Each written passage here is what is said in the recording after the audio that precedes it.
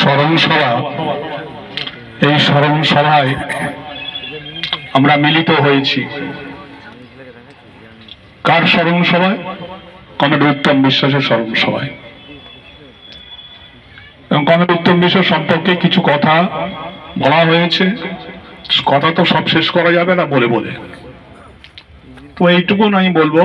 তার জন্য এই আনঠিলা অফিস কমরেড উত্তম বিশ্বাস এবং অনেকে, আমি নাম বলে বিস্তারিত করতে চাই না, পরিশ্রমে এই পার্টি অফিসটা গড়ে উঠেছিল। খড়ের চাল দিয়ে পার্টিকে সুন্দরভাবে গড়ে তোলা, পরিচ্ছন্নতা এবং পার্টির সমস্ত দপ্তরকে পরিষ্কার পরিচ্ছন্ন রাখা, নিয়মিত ফাংশন করা, এখান থেকে এটা পরিচালনা হতো। 13 সালে এই পার্টি অফিসটা ভেঙে দেয় সমাজ বিরোধীরা। যেদিন ভাঙা হয় সেদিন আমি ছিলাম, এখানে অফিসের মধ্যেই ছিলাম। যাই হোক, তারপরে আমাদের পার্টি অফিসটা ভাঙা থাকে, আস্তে আস্তে আবার পার্টি অফিসটা পুনরায় গড়ে উঠেছে এবং এখান থেকে পার্টি পরিচালনা হচ্ছে। কমিউনিস্ট পার্টি আমরা করি, একটা দর্শন তো বিশ্বাস করি। সে দর্শনটা হচ্ছে মার্ক্সবাদ লেনিনবাদ। তার মূল কথাটা কি? দ্বন্দ্বের মধ্যে দিয়ে সমাজ ব্যবস্থার পরিবর্তন। এটাই তো মার্ক্সবাদ। মার্ক্সবাদ একটা বিজ্ঞান, দান্দিকতার পদ্ধতির মধ্যে দিয়ে সমাজ ব্যবস্থা পরিবর্তন। আজকে ভারতবর্ষে কেন, সারা বিশ্ব জুড়ে শ্রমজীবী মানুষের সঙ্গে পুঁজিপতি যে দ্বন্দ্ব, এই দ্বন্দ্বের মধ্যে দিয়ে আস্তে আস্তে আমরা বিকশিত হব এবং সমাজ পরিবর্তনের দিকে আমরা যাব। এটাই তো লক্ষ্য। সেই লক্ষ্যটা একদিনে তো সাধিত হবে না। ওই বলছিল কমরেড ভাস্কর, সলতে পাকানো। এই সলতে পাকানোর কাজটা আমরা প্রতিদিন করছি। ছোট ছোট মিছিল, মিটিং, সভা সমিতির মধ্যে দিয়ে সলতে পাকানোর কাজটা করছি। প্রদীপ একদিন জ্বলবেই, সমাজ পরিবর্তন হবেই এবং বিশ্বের যে পরিবর্তনের যে অবস্থা তৈরি হয়েছে আজকের দিনে, ক্রমশ আজকে আপ সোশ্যালিজম, সমাজতন্ত্রের উত্তরণ হচ্ছে, পুঁজিবাদী ব্যবস্থা ক্ষয়িষ্ণু হচ্ছে। এটাই হচ্ছে বাস্তব অবস্থা। আমি ওই দিকে আর না গিয়ে আমি যে কথাটা বলবো সেটা হচ্ছে, তিনি এই সমাজ ব্যবস্থা পরিবর্তনের সৈনিক ছিলেন। আমিও একজন সৈনিক, আপনারাও সৈনিক। শুনুন, আমরা সমস্ত সৈনিকরা, আমার একটা সৈনিক মারা গেছে, প্রয়াত হয়েছেন, দুর্ঘটনায় হোক, স্বাভাবিক মৃত্যুতে হোক, তিনি আমাদের ছেড়ে চলে গেছেন। সেই সৈনিকের পাশে আমি যদি সত্যিকারের একজন সৈনিক হই, আমি সমবেদনা জানাতে আসবো না? আমি এটা গুরুত্ব দেবো না? আমার তো আত্মীয় হচ্ছে, বড় আত্মীয়, পরমাত্মীয় হচ্ছে একজন কমিউনিস্ট পার্টির আমার সৈনিক।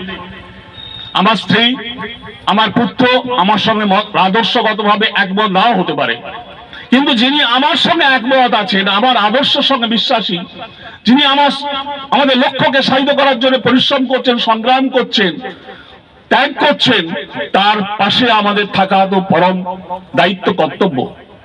আমাদের পরিবার বলতে কি? পার্টিটাই আমাদের পরিবার। কিন্তু বর্তমান সমাজ ব্যবস্থা ভিত্তিতে আমরা আলাদা আলাদা পারিবারিক জীবন যাপন করি, কিন্তু আমি কমিউনিস্ট হিসাবে বুঝি যে আমাদের পরিবার হচ্ছে আমাদের কমিউনিস্ট পার্টির সদস্যদের নিয়েই আমাদের পরিবার। শুধু একজন পরিবারের একজন আমাদের চলে গেছে, তার পাশে সমবেদনা জানানোর জন্য আমরা এখানে সমবেত হয়েছি। কমরেড উত্তম বিশ্বাস, আমি তাকে জানতাম কখন, আমার প্রথম এখানে, আমাকে আমি যখন কলেজে পড়ি তখন এই দুর্জয়দা আছে, ও পাঁশকুড়া কলেজের ছাত্র ছিল। এক বালতি মানে চুন আর রং টং নিয়ে গিয়ে কলেজে গিয়ে হাজির। আমাকে ডাকা হচ্ছে, আমি এলাম, সহযোগিতা করলাম, দেয়াল লেখা হলো ইত্যাদি। তো উত্তম বিশ্বাসকে আমি পরে জেনেছি, ওই 60-এর দশকে বলছেন, তিনি যুব আন্দোলনের মধ্যে দিয়ে, প্রথমত যুব আন্দোলনের মধ্যে দিয়ে কাজ শুরু করেছিলেন এবং যুব সংগঠনের মধ্যে দিয়ে আস্তে আস্তে এই পরিশ্রমটা আমি দেখেছি, লক্ষ্য করেছি। একটা সাইকেল নিয়ে আর একটা ব্যাগে কাঁধ নিয়ে, পাজামা পরে, সাদা কাপড় পরে, পাঞ্জাবি ছিল, এই পরে টং টং করে চতুর্দিকে ঘুরতো। বাগনানের যুব আন্দোলন একসময় খুব একটা ভালো জায়গায় ছিল, তার পরবর্তীকালে সমস্যা তৈরি হয়েছিল, সে প্রসঙ্গে আমি যাচ্ছি না, কিন্তু সেটাকে রিঅর্গানাইজ করার জন্য কমরেড উত্তম বিশ্বাসের ভূমিকাটা খুবই হচ্ছে মানে স্মরণীয়, ওই মনে রাখার মতো। এই যুব আন্দোলন করতে করতে তারপরে কৃষক আন্দোলনের মধ্যে এলেন এবং ফুলচাষী সংগঠন, সেই ফুলচাষী সংগঠন আমাদের রাজ্যে ফুলচাষী সম্মেলন বাগলানে হয়েছিল। সেই ফুলচাষী সংগঠনটাকে গড়ে তোলার ক্ষেত্রে ওর ভূমিকা ছিল এবং ফুল মেলা হতো। এলাকার মানুষ, ব্যাপক মানুষ, তারা আমরা সরকারে এসেছিলাম তখনই এই মেলা হতো না, তার আগে থেকেই হতো। সরকারে আসার পরেও হয়েছে, তার আগে থেকেও হতো, পরবর্তীকালে সমস্যা হয়েছে। এই ফুল চাষীদের নিয়ে আন্দোলন করা, সংগঠিত করা।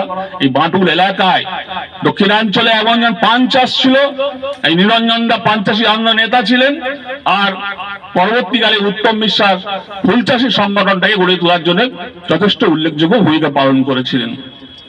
এবং কমরেড উত্তম সবার, আমাদের সবার চলন বলন, কথাবার্তা, স্বভাব, স্বাভাবিকতা, পরিবার, বিভিন্ন পরিবার থেকে এসেছি, তারতম্য থাকবে, পার্থক্য থাকবে, কিন্তু তার মধ্যে দিয়েও কমিউনিস্টদের একটা যে সাধারণ গুণ থাকে, সেই গুণটা আমাদের অর্জন করতে হয়, ওগুলোকে পরিত্যাগ করতে হয়। আমার যে সমস্ত ভাইরাসগুলো আমার আছে সেগুলো পরিত্যাগ করতে হয়, করে আমার পরিচ্ছন্ন হয়ে কমিউনিস্ট হিসাবে জীবনযাপন করতে হয়। কমরেড উত্তম বিশ্বাস সেক্ষেত্রে অনেকটাই তার যোগ্যতা তিনি প্রমাণ করেছেন এবং সেইভাবে তিনি জীবনযাপন করতেন। অতি সহজ সরল এবং ধৈর্যশীল, এই তার সমস্ত গুণগুলো তার মধ্যে ছিল। এবং আমি কমরেড উত্তম বিশ্বাস, আমরা অনেক সময় মত বিনিময় করেছি বিভিন্ন বিষয়। এক সময় এই অফিসকে আমাদের নষ্ট করে দেওয়ার চেষ্টা হয়েছিল। আমাদের সরকারের আগে 13 সালে আগেও ঘটনা ঘটেছিল, সেই সময়ও সে অফিসকে রক্ষা করার ক্ষেত্রে তার একটা ভূমিকা ছিল।